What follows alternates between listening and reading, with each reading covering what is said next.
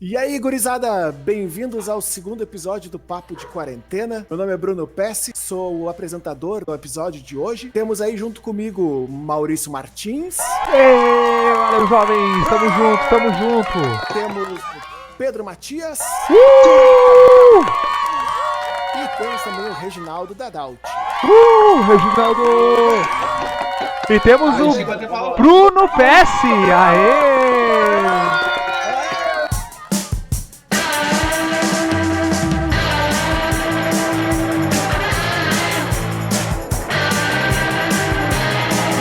No episódio de hoje, a gente vai falar sobre o livro Admirável Mundo Novo. Já leram Admirável Mundo Novo? Já ouviram falar desse livro? Pois bem, esse é um livro que foi escrito pelo Aldous Huxley e ele foi lançado no ano de 1932. Esse livro fala sobre uma sociedade futurista, uma sociedade distópica, onde as pessoas elas vivem numa sociedade extremamente padronizada, extremamente controlada por um paradigma científico, né, onde a ciência ela se torna praticamente um novo deus, e as velhas práticas, ou as práticas atuais que para aquela sociedade são velhas, são consideradas práticas antigas, antiquadas, e não são mais cultuadas. O amor, a alegria, a decepção. É uma sociedade controlada assim, por sentimentos muito artificiais e padronizados. Nessa sociedade vive o nosso personagem principal, o Bernard Marx, que é um membro de uma casta superior, e ele trabalha no setor de psicologia, de educação das crianças e dos jovens dessa sociedade. Para falar sobre esse livro, então a gente tem hoje algumas questões que a gente preparou para discutir. E a primeira questão que eu já quero largar para vocês é rapidinho, cada um falar um pouco, falar primeiro o Maurício aí. Como é que tu se sentiu lendo esse livro aí, Maurício? Foi muito bom reler esse livro, na verdade eu já li ele, eu devia, não sei a idade exatamente que eu tinha, eu devia ter uns 20, 22 anos. E eu até tava pensando, quando a gente for marcar o papo, eu pensei, não vou ler de novo, né, já li, já lembro, beleza. E o Bruno começou a postar algumas coisas no grupo do WhatsApp, algumas falas, eu, peraí, não lembro disso. E daí eu peguei pra reler ele, e foi interessante que graças à minha memória lamentável, eu não lembrava nada, eu ia lendo as cenas e eu... Meu Deus, o que acontece agora?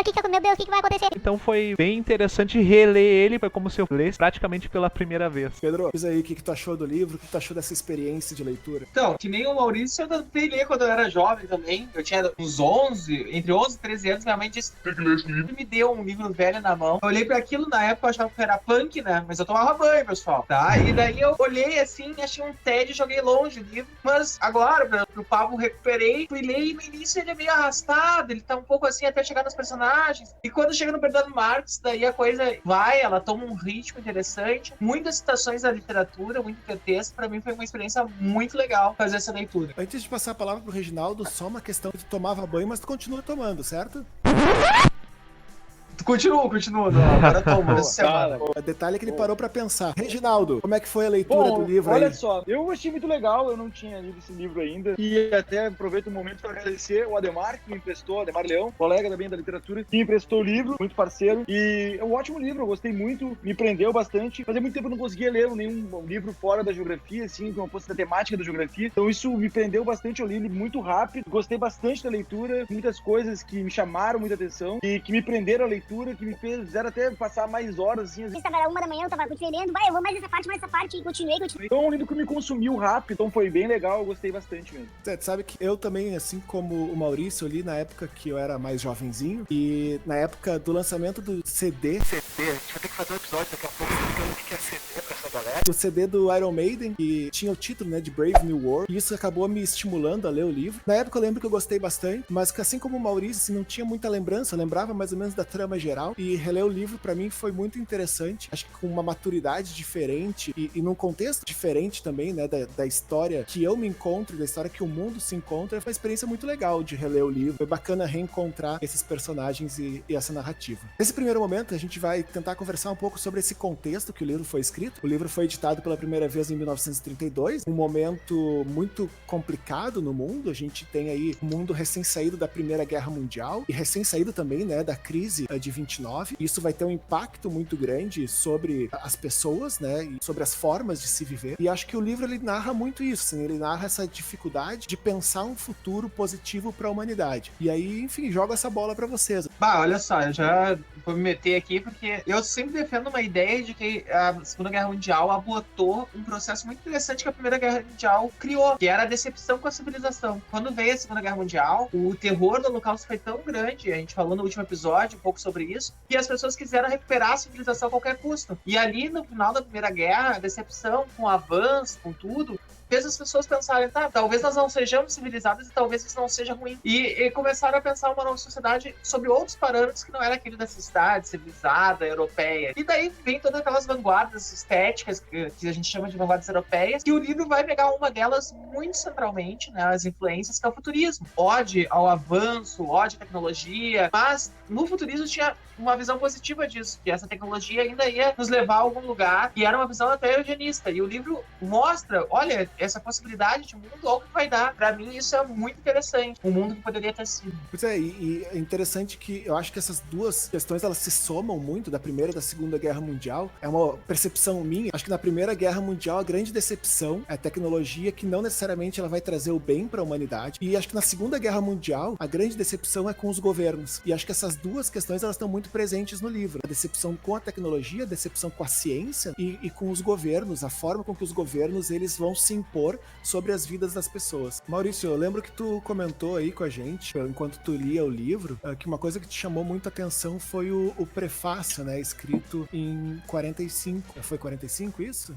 O prefácio ele foi escrito 15 anos depois, mais ou menos. Então o livro foi lançado em 32, o prefácio foi em 45 ou 47. E o interessante desse prefácio, na verdade, o interessante é primeiro que eu li o prefácio, porque antigamente eu não... Quando eu pegava o livro, eu lia aquele prefácio. Cara, isso aqui é historinha antes da história, o que eu vou ler? Um prefácio? Com o tempo, eu passei a me interessar mais por prefácios, eu leio hoje os prefácios. Eventualmente, se eu não... agradece nos prefácios, daí é bravo. Eventualmente, quando é um prefácio meio chatinho, eu começo a ler e se eu não gosto dele, eu pulo. Mas eu começo a ler sempre e geralmente eu termino. E uma coisa que eu achei interessante na outra vez que eu tinha lido, eu não tinha lido o prefácio, né? E eu comecei a ler, cara, olha só quanta coisa interessante tem aqui. E o interessante desse prefácio é que ele foi escrito pelo próprio autor, pensando como ele era no momento quando ele escreveu o livro. Então, ele pensando sobre os seus erros, seus acertos, o que ele imaginava naquela época, qual era a mente daquela época, o que ele faria. E uma coisa que ele percebe, ele mesmo no futuro, ele percebe, cara, eu acho que hoje se eu fosse escrever o livro eu faria ele diferente, obviamente, mas eu acho isso problemático, porque o livro ele reflete uma pessoa e uma época que hoje já não existe mais. Então talvez uma tentativa de editar o livro, eu possa acabar destruindo a obra, né, ou alterando ela significativamente. E ele trouxe umas coisas muito interessantes que o Bruno tinha falado ali, aquela questão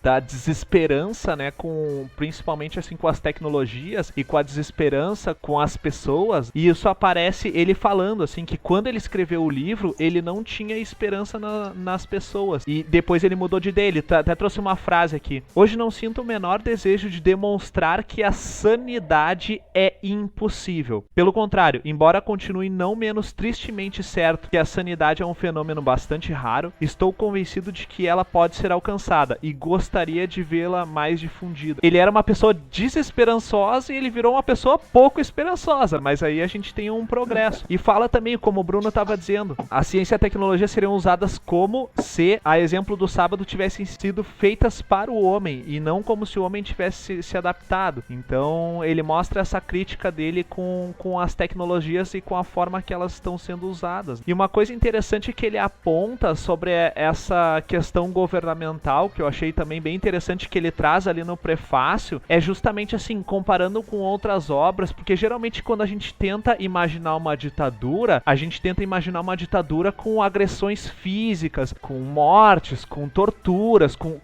uma grande quantidade de violência física, né?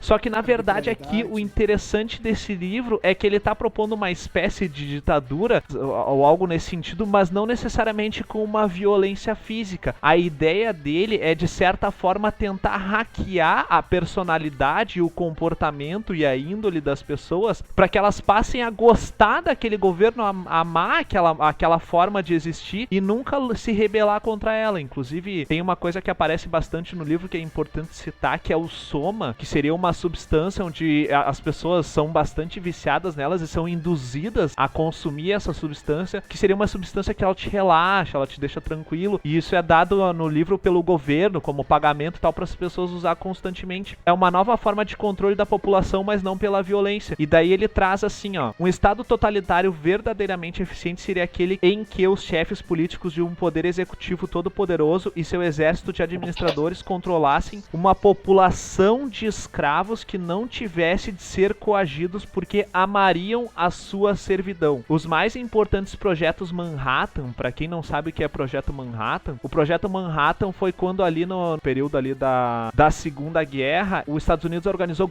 uma grande quantidade de grandes cientistas para desenvolver a bomba nuclear. Então ele pegou muitas mentes, gastou uma fortuna para fazer a bomba nuclear. Então ele fala que os mais importantes projetos Manhattan do futuro serão vastas pesquisas sobre patrocínio governamental em torno do que os políticos e cientistas participantes chamarão de o problema da felicidade. Em outras palavras, o problema de fazer com que as pessoas amem a sua servidão. E daí até queria trazer uma pergunta para...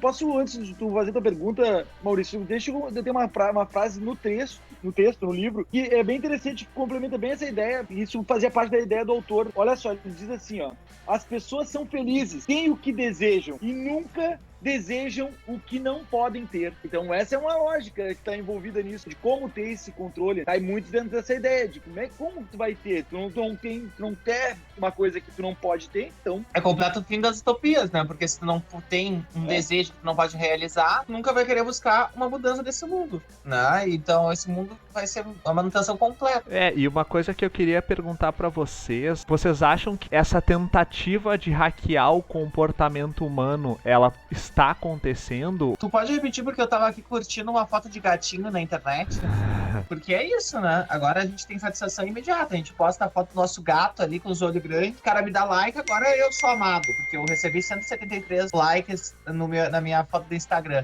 Aliás, tu já curtiu esse vídeo, já te inscreveu nesse canal, compartilha, tá? Então, eu acho que sim, porque se criou um consumo rápido de felicidade pra nós, que é eu vou lá e compro o tênis da marca, que é uma vírgula, e daí eu tô baludo, né? Compro lá uma maçã como celular, tô baludo.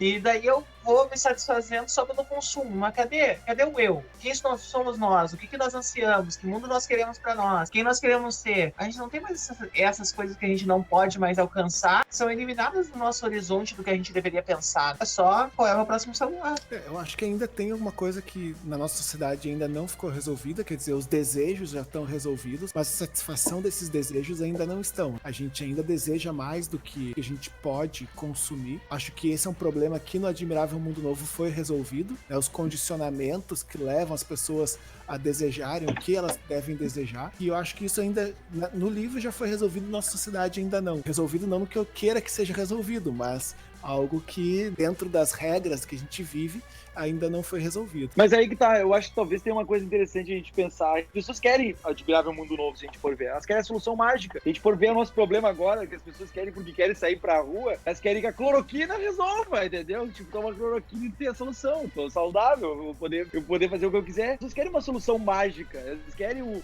soma, elas querem qualquer coisa, entendeu? O sucedâneo. Querem qualquer coisa que solucione o problema delas imediatamente. A complexidade, a dificuldade, a incerteza, ela causa infelicidade no fim das contas. O que ela deveria de causar a liberdade, mas no fim das contas, para muitas pessoas, ela causa o contrário, né? Causa o efeito contrário. A causa é a infelicidade, né? O incerto para elas é uma tortura. O que gera a questão que na nossa sociedade a gente ainda tem muito o problema da frustração, né? Esse problema da frustração ainda está muito presente na nossa sociedade e que no Admirável Mundo Novo isso foi resolvido. Mas a frustração, que tá dentro do que vocês estão dizendo, também está sendo negada a qualquer custo, né? Hoje, com as famílias trabalhando cada vez mais, cada vez menos tem tempo para conviver com os filhos, convivem e não querem frustrar seus filhos. E daí as famílias, muitas vezes, acabam se vendo numa posição que querem satisfazer esses jovens a qualquer custo, né? Eles estando certos ou não. Se frustrar faz parte da nossa possibilidade de aprendizado. Sobre o que o Reginaldo estava falando sobre liberdade, quero colocar um problema aí para vocês. Muita gente se viu livre com a quarentena. Tempo livre para fazer o que quisesse, coisa que nunca teve. e descobriu que não sabe o que quer fazer. As pessoas têm tempo livre e elas descobriram que a Netflix não é tão interessante. Desculpa aí, Netflix, né? Mas não é tão interessante, não tem nada tão interessante pra assistir na TV. E aí, quem elas são? O que elas vão fazer? Aí dói. Tu sabe que eu achei muito curioso ter lido um livro que escreveu isso na década de 30 e recentemente, assim, nas últimas semanas eu assisti uma palestra do Harari, que é o escritor do livro Sapiens, Uma Breve História da Humanidade, e na palestra ele estava falando que antigamente tu não tinha como saber o que todas as pessoas pensavam, até quando a gente pensava em alguns governos, assim, com uma tentativa de ser mais totalitários, tu teria que ter um agente seguindo para cada uma das pessoas e criando um relatório, e esse relatório teria que ser transformado por um relatório por outra pessoa, e ele teria que ser lido. Então era muito inviável saber o que todas as outras pessoas sentiam, pensavam, quais eram seus anseios, seus medos, suas vontades. Mas agora com essa questão dos grandes dados, a grande quantidade de dados, principalmente oriundo das redes sociais, tu tem como ter essa organização, tu não necessariamente sabe decifrar ela, mas tu pode criar programas que decifrem de grande quantidade de dados. Melhor que isso, Maurício, melhor que isso, a gente cria tag, hashtag alguma coisa, hashtag qualquer coisa. Aí tu já dá um trabalho para as pessoas mesmas fazer, elas mesmas se rotulam, elas mesmas dão o próprio rótulo. Tá pronto, é só pegar e ó, dá uma limpadinha, já mete lá uma propaganda nele. Ó, aí, eu tava procurando sobre computador, então tem agora, computador. Palavra-chave, Eu quero né? aproveitar esse ponto onde a gente chegou, assim, pra gente pensar um pouco a questão tecnológica ali dentro do livro. Pra quem não leu o livro, ou pra quem já leu e tá vendo o programa, é uma sociedade extremamente tecnológica, um desenvolvimento científico, né, onde a figura de Deus, de uma divindade, foi substituída pelo Henry Ford. E eles contam a passagem do tempo a partir da produção do modelo T, produzido pelo Ford. Existe uma ode à ciência nessa sociedade, onde grande parte dos aspectos mais naturais, eles foram substituídos por aspectos científicos, né? É uma sociedade onde a própria reprodução, ela é substituída por uma reprodução mecanizada, padronizada, onde a felicidade é substituída por uma tecnologia, onde o próprio lazer, ele é altamente tecnológico. Então eu jogo essa outra questão agora pra gente pensar um pouco essa tecnologia dentro do livro e essa referência com os nossos dias de hoje, até a tecnologia como uma forma de controle, né? Eu sabe que assim, quanto a isso, eu gostaria de colocar uma coisa. No livro, eu acho que ele coloca essa questão da tecnologia muito forte, mas mais pro final da obra, ele meio que implode essa ideia, no fim das contas. Tem até uma frase que eu destaquei na leitura, que é do administrador lá, sua Fordesa, Mustafa Mond, que ele vai dizer assim, ó, a ciência, às vezes, deve ser tratada como inimigo. Tem um aspecto muito de desenvolvimento tecnológico no decorrer da construção da obra, mas no fim ele meio que, tipo, implode essa ideia, começa a implodir essa ideia, porque se ela não for, na verdade, o controle é o grande mote, né, que ele quer apresentar como uma crítica, eu acredito. É que no final das contas, acho que a questão da ciência, ela é muito utilizada dentro daquele mundo, dentro daquele universo, como uma forma de controle. A ciência ela é tão métrica, ela é tão calculada, ela é tão padronizada para não fugir de um controle de uma sociedade que está hermeticamente fechada e funcionando. Acho que essa é a questão que é apresentada no livro. Ele não uma ciência como uma forma de liberdade, né? Porque ele vai dizer, não, aqui apareceu esses dias um livro de um cientista, de um físico que trazia ideias super boas e esse cara foi expulso da sociedade porque essas ideias elas eram um desafio para esse controle que se estabeleceu, para essa organização tão fechada e que resolvia os problemas daquela sociedade, né? É uma coisa assim, a ciência, ela produz diversas tecnologias, mas uma coisa da ciência também é que ela vai trabalhar a partir das dúvidas. Então ela é questionadora também, ela tem um sentido de observar o que está acontecendo, desconstruir, tentar entender, e esse é o problema. Eu vejo que nessa sociedade do livro, essas tecnologias, elas são muito bem-vindas, mas os questionamentos que a ciência pode produzir junto com tudo isso, esses questionamentos eles não são bem-vindos. Inclusive tem até um momento que ele fala no livro, assim, ele tem uma frase: a educação moral que jamais deve em circunstância alguma ser racional. Ou seja, os costumes são esses e não questiona. A gente vai produzindo brinquedinhos novos, tecnologias para te brincar, mas assim, produzir novas formas de pensamento, aí a ciência não me serve mais. Enfim, acho que isso aparece aparece bastante no livro, também aparece um pouco aí na vida real. Eu acho que dá pra colocar aí que a ciência foi elevada no livro à posição da religião. Ela é... Os seus valores... claramente. Os valores científicos são deturpados, então eles são valorizados unicamente como um mecanismo de controle, e não mais tu tem a ciência como ciência. Tu tem a ciência unicamente como algo a ser louvado, mas não a ser executado. E ao mesmo tempo que ela entra numa categoria de religião, Mas eu acho que aí tem ela uma... tá a serviço. Não me interrompe, Reginaldo. Que isso? Te Cadê as revolta. regras? Cadê as regras? Briga. Cadê as regras dessa conversa? Ao mesmo tempo que a ciência ela serve como religião, ela serve também como um aporte para condicionar questões políticas e econômicas, né? A parte que me chama muita atenção é quando eles falam dos esportes, que não dá para simplesmente criar um esporte que envolva uma bola e duas pessoas chutando para um lado e para o outro. Não, tem que ser um esporte que envolva equipamentos e... Então, quer dizer, qual que é, talvez, o mote, a pergunta geradora de tecnologia e de ciência? É como a gente pode criar alguma coisa para o consumo. Tu sabe que eu achei muito Mas assim, o que eu interessante... queria dizer, Fala lá, Reginaldo, vai lá. agora eu não vou falar mais nada. Porque isso aí tá me dando patifaria, isso aí.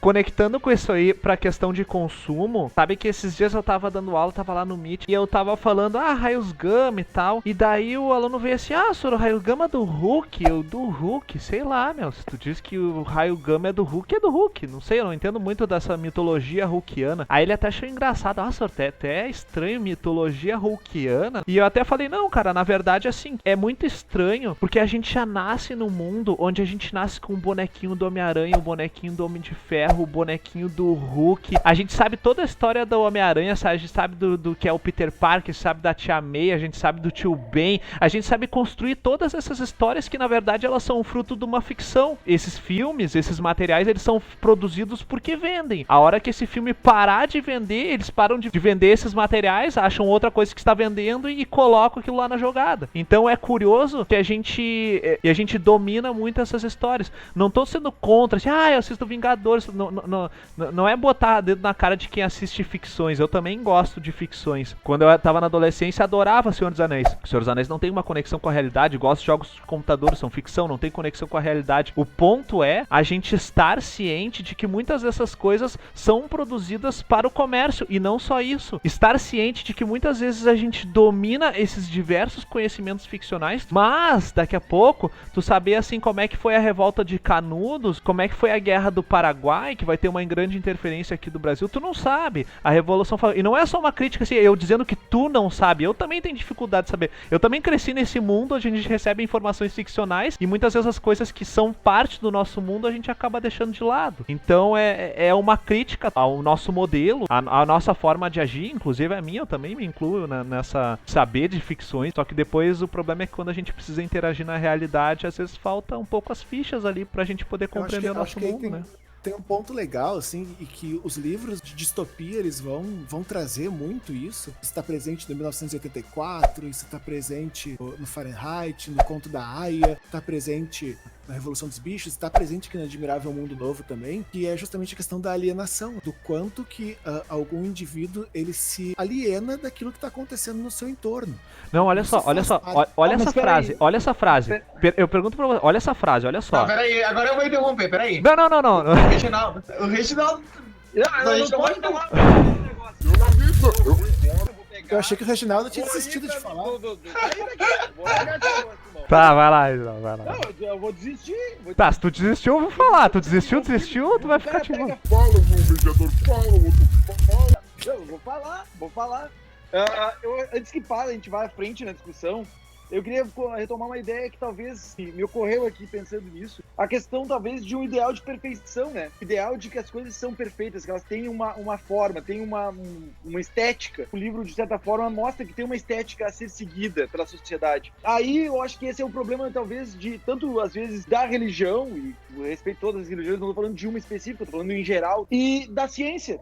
tanto uma quanto outra, quando a gente pensa ela pelo viés de uma perfeição e desumaniza, e a humanidade é imperfeita, o ser humano é imperfeito, é dotado de erros, ele aprende com os erros, é assim que ele evolui de alguma forma. Não evolui, mas que ele modifica os seus comportamentos ao longo do tempo. Eu acho que é aí que a coisa sai do ser humano, deixa de olhar para o ser humano e está num objeto externo. Essa talvez seja uma das coisas que a gente poderia refletir a respeito dessa proposta do livro. Se a ciência for colocada como uma coisa perfeita, fora do ser humano, que ela consiga resolver todos os problemas, ela não vai resolver todos os problemas. Porque o ser humano cada vez vai criar um outro problema, ele é um cara incompleto, ele é assim, dinâmico, assim como outras soluções, as outras questões da sociedade. Quando a gente pensar que tem uma solução pronta, uma coisa pronta para isso, a gente vai estar correndo atrás de um objetivo utópico. É como disse Raul Seixas, gente, nasceu pra querer. Agora eu já fiz essa intervenção, pode seguir, Diego.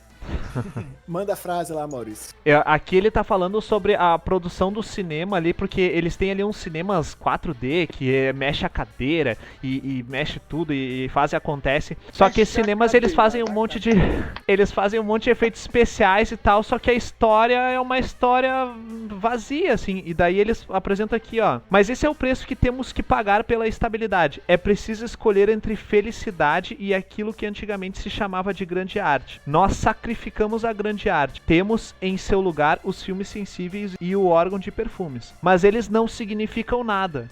E daí ele completa, significam o que são. Representam para os espectadores uma porção de sensações agradáveis. Uma porção de sensações agradáveis sem um bom contexto, sem uma boa história. Eu arriscaria dizer assim, ó, que sendo generoso, 80% dos títulos de filmes assim que me passam pela frente, eu consigo enxergar dentro desses sentidos assim, um monte de efeito especial, um monte de historinha agradável, mas no fim...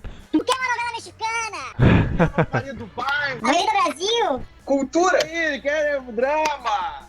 Eu quero pegar o gancho do Maurício para pegar algumas coisas que eu queria colocar nessa arte superior, a grande arte. É interessante que a arte nunca pode ser impedida. E no livro, Helmholtz, que é aquele cara que é professor da universidade lá, que ele é professor de propaganda, lá pelas vezes ele resolve fazer uma propaganda, porque ele não sabe o que ele tá fazendo. Então ele diz, eu resolvi fazer uma propaganda que em vez de vender um produto, ele ia causar uma sensação nas pessoas. E daí ele foi pego, ele correu o risco de ser demitido. O que ele estava fazendo? Estava fazendo literatura. E o livro tem várias ligações com literatura, tem várias citações a Shakespeare. E quando a gente estava conversando antes sobre o livro, foi engraçado, porque a minha peça favorita do Shakespeare é Macbeth. Mas no livro eu percebi mais referências a Hamlet. Já outros de vocês estavam comentando, alguém comentou que era Macbeth, que mais notou, e alguém tinha falado até Otelo. E no livro tem várias citações a isso. E é interessante porque o Huxley,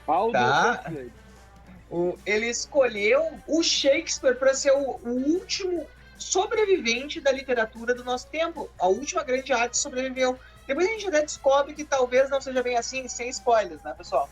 Mas ele escolheu. E aí eu quero jogar uma pergunta para vocês que estão aí aqui no Meet comigo, mas também para quem está assistindo, colocar nos comentários aí. Se tivesse que escolher um grande autor, um grande livro para sobreviver, um autor para que a obra sobreviva, se a nossa humanidade acabar e daqui a anos uma outra humanidade, ou os alienígenas, ou os reptilianos acharem, que grande autor vocês escolheriam? Antes de responder a pergunta, eu quero fazer uma denúncia, porque eu sei qual que é o teu objetivo aí, Pedro. Tu tá querendo divulgar o teu canal e o vídeo que tu publicou, se o Shakespeare realmente existiu, tá? Então, denúncia, coloca isso aí na ata da nossa reunião. Mas vai lá no meu canal! Respondem aí, eu respondo. Depois eu vou dizer qual que eu acho que deveria sobreviver. Nossa, é uma pergunta muito difícil, velho. É muito difícil. Eu acho que depende um pouco da tua fase da vida, do teu momento, sei lá. Hoje, eu acho que o autor mais completo e que mais me provoca, o que eu acho que faz uma leitura mais interessante de sociedade é o Yuval Noah Harari. Não sei se é assim que se pronuncia o nome dele. Então hoje, com certeza, é o meu autor favorito. Quando os outros pensam, eu vou dar a minha resposta. Ou vocês querem pensar aí? Eu não sei dizer. Tá, então eu vou dar minha resposta. Se eu fosse escolher emocionalmente, eu escolheria Kafka. Pra mim não existe nada no mundo mais completo de leitura de mundo que faz eu sentir mais arte do que Kafka. Só que, racionalmente, eu não escolheria Kafka, vou dizer por quê. A gente é uma sociedade de homens brancos e essa sociedade falhou, gurizada. Essa que é a verdade. A gente foi pra um lugar meio estranho, entendeu? Não é legal, tem um monte de gente passando fome.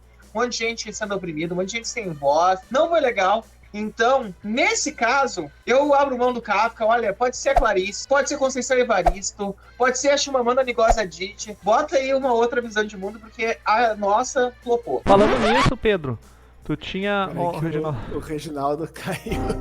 O Reginaldo ficou ofendido, disse que ele não ia mais falar, e aí não vai falar mesmo. A gente espera agora. Estamos aqui esperando o retorno de Reginaldo Bedalt. 2000 anos depois. Tá, o que deu aí? Se vocês continuarem, eu falei, mas vocês segura a onda aí.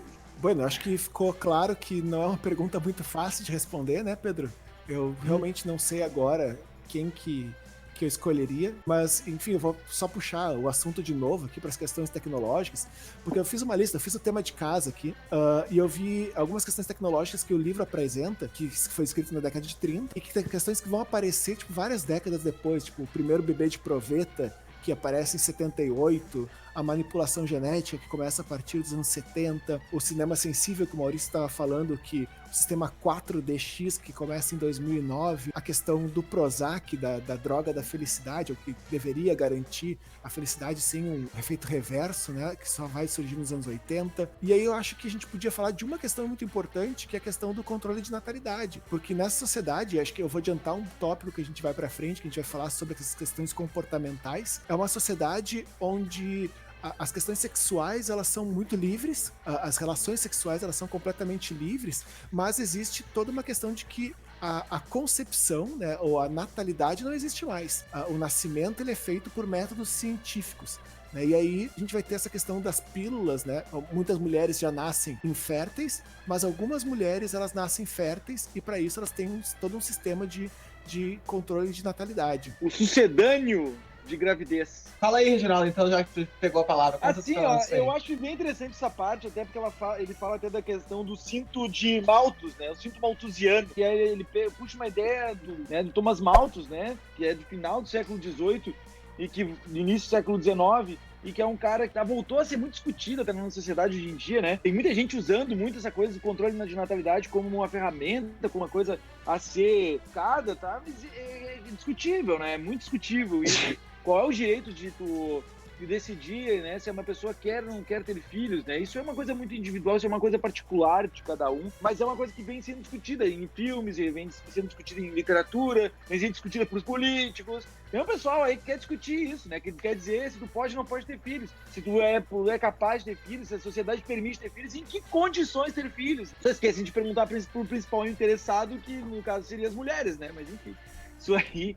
A sociedade adora fazer esse tipo de questão ultimamente, né? Mas aí eu gostaria de dar uma atenção principalmente a essa ideia, né? Pô, do século XVIII, Malthus, ele nem tinha visto claramente a Revolução Verde, né? Nem tinha visto que a Revolução Verde aumenta a produção alimentar, né? A capacidade de aumento da produção alimentar, que sustentaria, cara, o que ele principalmente criticava naquela época. A população crescendo do jeito que cresceria, não teria como se sustentar, porque a alimentação não crescia a contemplar. E hoje a gente vê que a alimentação cresceu suficientemente para alimentar a população. Entretanto, a desigualdade econômica mantém as pessoas morrendo de fome. Então, né, não é o nascimento, não é esse o problema. A questão é a desigualdade econômica, né, a desigualdade de condições, que segue sendo uma mazela da sociedade como um todo. Um dos principais avanços da liberdade da mulher, a gente não pode ignorar que no Brasil, que tem 5 milhões de pessoas, em que não tem nome do pai na certidão de nascimento, e que ser pai é prover, um bom pai é prover dinheiro, a questão da gravidez, de ter filhos, está nas costas da mulher. E dito isso,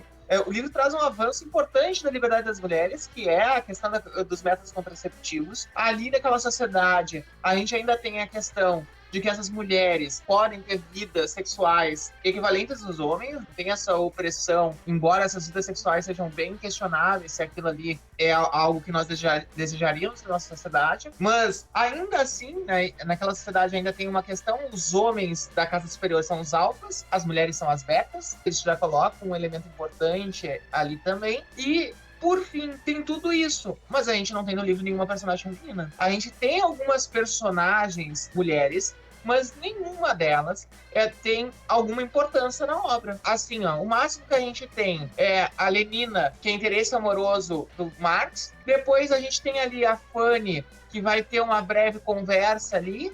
E a gente tem a Linda, que é a mãe do John, que é o personagem que no fim se torna o grande protagonista da obra na segunda parte. E aí a gente tem esses três personagens. Essas personagens não falam em nenhum momento entre elas, a não ser pra falar de homens. Ou seja, elas não estão, de fato, tendo seus próprios interesses, e as vidas delas são anexos das vidas dos homens, dos personagens masculinos. Dito isso... Não, até elas falam entre elas, mas é a respeito dos homens. Exato. E daí eu vou deixar aí pra vocês 2 testes. O primeiro é o teste Bechtel, que foi escrito num quadrinho pela primeira vez, o quadrinho de uma escritora chamada Bechtel, que ela disse que foi uma amiga dela que falou que só assiste filmes em que 2 mulheres conversem sobre um assunto que não seja homens. Então é pra saber se tem uma personagem relevante no filme feminina. E se vocês tentarem aplicar esse teste, vocês vão ver que vários livros, quadrinhos, filmes, novelas que vocês assistem, que eu assisto, não passam no teste Bechtel. E o segundo é o teste da Sex Lamp, que eu não sei quem inventou, mas o teste da Sex Lamp é se perguntar se os personagens femininos daquele filme poderiam ser substituídos por um belo abajur. Se faria diferença para a história. E muitas vezes pode. Uma questão também uma questão do comportamento é que eles são estimulados a não ter grandes vínculos afetivos. Então não existe pai e nem filho, nem mãe, porque as pessoas são feitas em laboratório, né? E ao mesmo tempo as pessoas elas são estimuladas a ter diversas relações sexuais justamente para não ficar numa relação de grandes desejos, que esses grandes desejos eles seriam criadores de instabilidade. Eu acho que assim, Maurício, tu falou ali da relação dos comportamentos e justamente não ter vínculos afetivos, e também não tem vínculos afetivos, né, nem com pai, nem com mãe, nem com professor, nem nada, né? Afinal de contas, tu vai ter ali toda a formação. Eu não sei se no livro chega a falar quanto tempo as crianças ficam nos centros hipnopédicos, né, nos centros de ensino, mas as crianças elas nascem em laboratório, elas ficam em laboratório, sei lá, na minha perspectiva, elas ficam ali pelo menos 6 anos, onde elas vão ter um aprendizado básico sem nenhum contato pessoal, né? Eles vão ter contato com outras crianças que são tipo ratinhos de laboratório ali junto com elas, e o contato que elas têm são com máquinas, né? São máquinas que vão dar para elas aquilo que elas precisam, né? E elas vão sendo ensinadas constantemente, e no livro vários trechos retomam isso. Bom, isso que tu tá falando, o Bernard Marx, como ele é o psicólogo, ele é responsável por esse setor, e bom, essa fala aí, ela foi injetada na tua cabeça por 3 repetições por dia ao longo de 200 dias. Então, essa questão de como os comportamentos eles são condicionados, e acho que isso retoma uma coisa que tu tinha falado lá antes. Bom, as pessoas elas não esperam mais do que elas podem ter, porque elas são condicionadas a ter uma miríade de expectativas desde o momento em que elas estão lá nesses centros hipnopédicos. E uma outra coisa também que eu queria colocar é que eles são muito estimulados a se renderem a esses consumos, a esses prazeres que são relacionamentos curtos, ou a jogos, ou a outras diversas estruturas, que ele traz até uma frase, assim, do uso que eles fazem das pessoas ali naquela sociedade. Ele coloca ali, adultos intelectualmente e durante as horas de trabalho, criancinhas no que diz respeito ao sentimento e ao desejo. No começo do livro ali, né, estão as crianças lá visitando o centro de reprodução, e aí aparecem 2 jovens fazendo, né, um jogo sexual. Eles são estimulados durante a juventude e durante a vida inteira deles de fazerem esses jogos sexuais, né, de revezarem de parceiro, de buscar a satisfação do prazer, né? Então toda aquela ideia de que o um é de todos são de um, justamente para não ter essa frustração, né, de querer e não ter. É um comportamento até julgado pelos demais, né? Se tu não tem esse tipo de comportamento, tu já tem um comportamento dissidente, assim, né? Fora do que seria aceitável para essa sociedade. Já começa a ser perseguido de alguma forma a cumprir com isso, porque senão tu tá, olha, não é por aí, entendeu? Tu não é pra te comprometer, sem compromisso. Aos nossos olhos, dentro da nossa sociedade, às vezes a gente poderia interpretar aquilo lá seria uma promiscuidade, mas pra eles não é. Pra eles, tipo assim, o padrão normal, as pessoas funcionam assim. Tem um negócio interessante que é o seguinte, que se a gente pegar, o Bernard Marx vai dizer, por exemplo, em determinado momento, que a Lenina, os outros homens só veem ela como um pedaço de carne, né? E que ele é aquele que aprofunda. Eu vou aqui fazer uma citação, porque o Bruno tinha falado isso nas nossas conversas antes, então eu roubei, tá? Ladrãozinho, seu ladrão! Mas é isso aí, essa é uma sociedade que é mais ligeiro vence, é nóis. O Marx, ele é uns centímetros menor do que a média dos alfas. E por isso ele já é considerado estranho. Só que ele, por ser uns centímetros menor, ele se sente oprimido. E ele começa a tentar justificar que ele é mais inteligente, que ele é uma mente elaborada, que ele pensa fora da caixa, não sei o quê. E ele é realmente muito inteligente, mas ele justifica isso dizendo que ele é muito mais que a média. E ele fala que ele queria ter um relacionamento com a Lenina diferente, etc. Mas uma vez que ele seja incluído por ter trazido o John pra sociedade, esse cara vai fazer o quê? Aí vai soltar o cu, né? Vai sair atrás de tudo. Podemos dizer, Pedro, podemos dizer que tem algumas pinceladas de Machado de Assis na história aí. Tu disse semelhança semelhança até às vezes com o Bentinho lá do Dom Casmurro, né? E eu diria até também na questão, às vezes, de contradições, né? Essa coisa toda que ele criticava naquele momento, né? É uma sociedade anterior a essa, né? E ele já criticava esse tipo de modelo e nesse livro também há uma crítica, de certa forma, né? Esse tipo de padrão, né? Quando tu tá numa posição de controle, de poder, tu reproduz o senso comum, né? Com certeza ele tem semelhanças com o Machado de Assis, até porque uma das coisas mais citadas do Machado de Assis é o niilismo do Machado de Assis, que muitas vezes são comparados com outros autores, inclusive com o Shakespeare. O Shakespeare não é niilista, se dizer que o Shakespeare é niilista não é só exagero, é um pouco despropositado, que é essa desesperança em tudo. E pra pegar o personagem que tu apontou, o Bentinho, né, o Dom Casmurro, o Bentinho diz que ele vai narrar a sua própria história porque ele quer juntar as duas pontas de uma corda, né? Juntar essas duas pontas da vida. Então, ele quer amarrar a vida, entender a vida. E o que ele diz? Eu tenho o início, eu tenho o fim, me falta o fundamental, falta eu. E o Marx é a mesma coisa, uma insegurança nesse eu, não tem nenhuma potência. O Nietzsche já ia dizer pra ele que ele de super-homem não tem nada. Eu acho que na questão dos comportamentos, o livro ele apresenta muitas coisas que parecem ser claras e que no final não são tão claras, né? Esse anseio de buscar uma experiência real do Bernard Marx, esse anseio ele existe porque ele não se encaixa dentro daquele padrão. A partir do momento em que ele se encaixa, esse anseio ele desaparece. O livro abandona, o personagem abandona esse anseio, ele só vai resgatar depois lá na frente, porque ele vai tropeçar de novo e vai cair, né? E dentro dessa inclusão. E eu acho que uma outra coisa interessante é a questão justamente das relações sexuais, porque ele é um livro que ele propõe uma libertação sexual, ele propõe, né, pensando assim, em relação à nossa sociedade, onde tu tem essa ideia das relações monogâmicas extremamente controladoras, o livro ele vai propor uma outra ótica completamente diferente, e eu acho que isso se encaixa na experiência do Marx, assim, com o personagem do Marx, que não tem nada a ver com esse aparentemente com isso, mas assim, ó, o quanto os comportamentos, eles são desviantes, mas eles são desviantes porque existe um condicionamento para esse desvio também. Quer dizer, a libertação sexual do livro, ele é libertação sexual ou é uma opressão condicionada de que tu precisa te relacionar com um monte de gente o tempo inteiro? Então tu muda completamente a prática, mas tu não tá libertando, né? Tu tá condicionando, tu tá determinando que o comportamento tem que ser desse jeito. É, muito bom. Eles são obrigados a agir dessa forma naquela sociedade, senão é estranho. E até que ponto nós não somos, na nossa sociedade, também obrigados por um sentimento parecido, né? Tem uma frase que eu gosto muito, acho muito interessante, de que nós somos uma sociedade de homossexuais, num certo sentido. Porque a gente tem que odiar as mulheres e elas serem só objetos, e as relações afetivas estão guardadas unicamente para os homens. Essa que a nossa sociedade prega, em grande parte. E, ao mesmo tempo, a gente tem na nossa sociedade um grande incentivo para que nós, homens, nos relacionemos o máximo possível com várias parceiras, e as mulheres têm que ser recatadas, e se a gente não se relacionar com várias parceiras, a gente não viveu a vida, a gente desperdiçou a vida, como se essa quantidade significasse uma experiência tão significativa para o desenvolvimento da vida. E não tô sendo aqui conservador, e tô sendo puritano, mas é uma questão de da onde saiu que quantidade de experiências significa uma vida bem vivida. Gurizada, a gente tá chegando no fim. Nosso tempo aí. Então, assim, quero deixar um espaço assim, pra alguém que queira falar alguma coisa rapidinho, tá, Reginaldo? Não fica falando demais aí, por favor. Esse eu falo demais. Só tu fala aqui, Reginaldo. Cortado! Eu vou fazer uma denúncia só que eu fiz a edição do último vídeo. Foi uma vergonha, porque todo mundo interrompeu o Reginaldo. Foi triste, pessoal. Então, se o Reginaldo gostaria de reclamar do bullying aí, Eu tenho envergadura pra falar isso.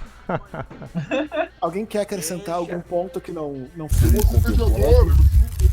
Eu vou ser mediador, só eu vou falar aqui. A vingança não quer plena, mata a alma e envenena, já disse Madruga. Mas o que vocês vão responder agora, e deixa eu pegar aqui, eu vou marcar no cronômetro, 30 segundos, para responder a seguinte pergunta. O que o Admirável Mundo Novo de 2020 tem do Admirável Mundo Novo de Aldous Huxley? Pedrão, vai lá. O que o Admirável Mundo Novo nós tem, ele tem uma tentativa de negar completamente a insatisfação, a frustração que faz parte da vida. É isso que ele tem. Reginaldo, manda lá, 30 segundos, a mesma Vou pergunta. pegar uma ideia do ilustre Milton Santos. O Admirável Mundo Novo de hoje tem da aparente homogeneidade do mundo, né? Que tudo é igual. Todo mundo tem igual, o comportamento é igual e as condições são iguais e não é, tá? Na verdade, as coisas são bem diferentes. Então, acho que isso ele tenta criticar no longo da obra. Maurício, bora lá. Eu pegar então a fala do Harari, que ele vai dizer que hoje os seres humanos, através das tecnologias, das ciências e das redes sociais, estão tentando hackear o comportamento humano, ou descobrir, entender melhor ele. E hoje a gente está nessa tentativa. Eu acho que o livro ele teria um modelo de sociedade onde eles conseguiram concretizar esse hackeamento do comportamento humano. E eu acho que o Admirável Mundo Novo de 2020 tem ainda muito essa questão que a gente fala muito de liberdade, a gente fala muito de escolhas, a gente fala muito de felicidade, de satisfação, mas que a gente não se dá conta ainda que nós somos extremamente condicionados todos os dias por mensagens e que os nossos comportamentos muitas vezes não são comportamentos nossos, mas foram comportamentos introjetados na nossa cabeça ao longo de muito, muito tempo. E pra vocês aí, gente, o que o Admirável Mundo Novo tem de 2020 perto do Admirável Mundo Novo de Aldous Huxley? Responde aí pra nós, curte a nossa página, nosso perfil no Instagram. Ah, por isso que a gente não deixa tu falar, né, Reginaldo? Reginaldo Reis. Derrubou o celular dele. Cara. Aí me deu uma rebelião aqui. Revolução dos bichos. Tá, vou de novo nessa parte, então. Ah, continua ali, eu boto isso aí na edição. Dá o joinha, segue o canal, segue nosso perfil no Instagram, comenta, divulga, fala com a gente. Muito obrigado a todos que comentaram no vídeo do primeiro episódio. A gente gosta muito, a gente tenta o máximo possível responder e o objetivo do canal é justamente propor essa interação. Provoquem-se, leiam o livro, contem pra nós o que vocês acharam do livro e até a próxima. Valeu, Falou, jovens! Tchau, tamo junto, jovens! Abração!